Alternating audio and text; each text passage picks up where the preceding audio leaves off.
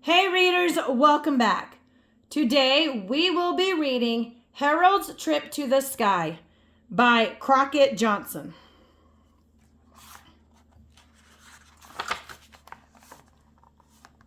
More Adventures with the Purple Crayon.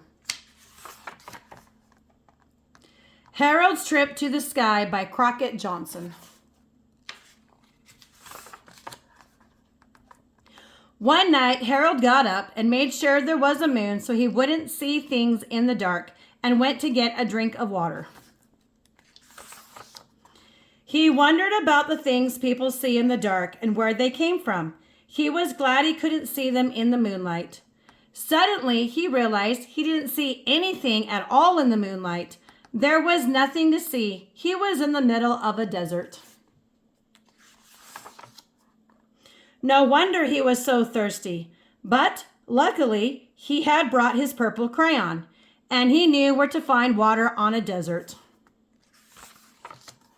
There was always a pool of it somewhere near a palm tree. Harold drank deeply. There is nothing like drinking nice cool water on a desert.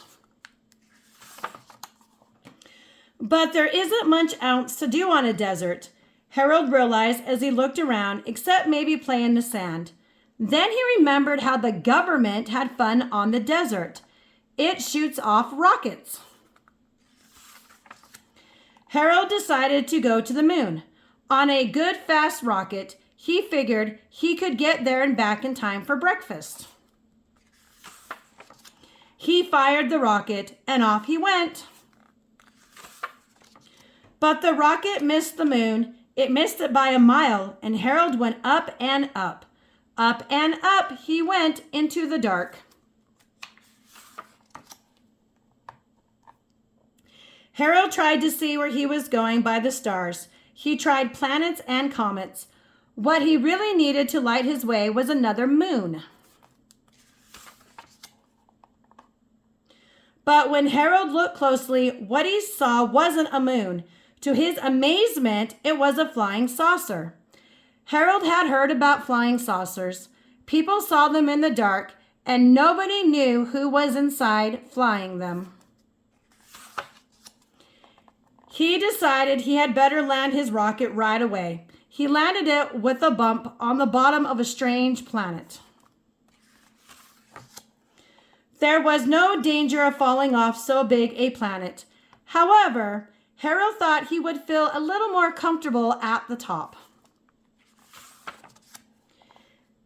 He wondered what planet he was on.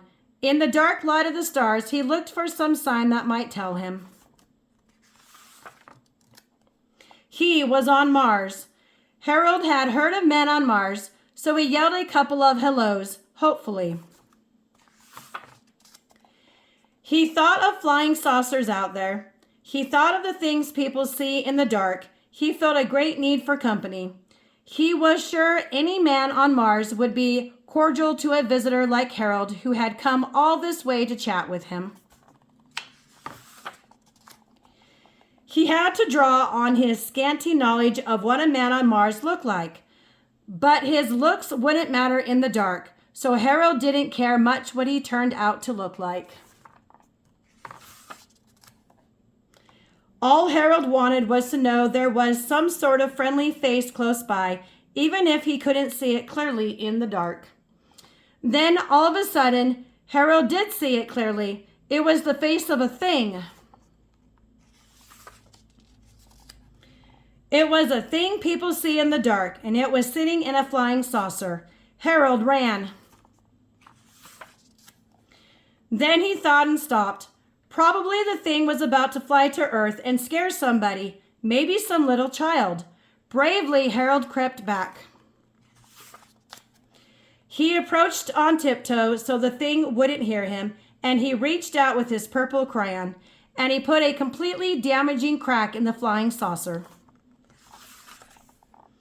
Before the thing could grab him, he was off again, chuckling triumphantly. He ran as fast as he could in the dark. Happily, most of the way down the hill, he hoped he wouldn't fall head over heels. He arrived safely, hills overhead, at the bottom of Mars where the rocket was. But by this time, Harold had had enough of adventure. He wanted to get home in a dependable way. So he climbed down on the stars. It was sure but slow, and the points of the stars hurt his feet. Harold wished he were home. He recalled that the best way to wish is on a good big shooting star. Instead of wishing, it occurred to him at the last moment to jump aboard. He shot right down to Earth, where he made a neat 2-point landing. He hadn't passed the moon on the way, and he wondered what had happened to it. It wasn't anywhere around. Then he realized the night was just about gone, and it was time for the sun to come up. He was hungry. The sun appeared right on time. It came up big and bright.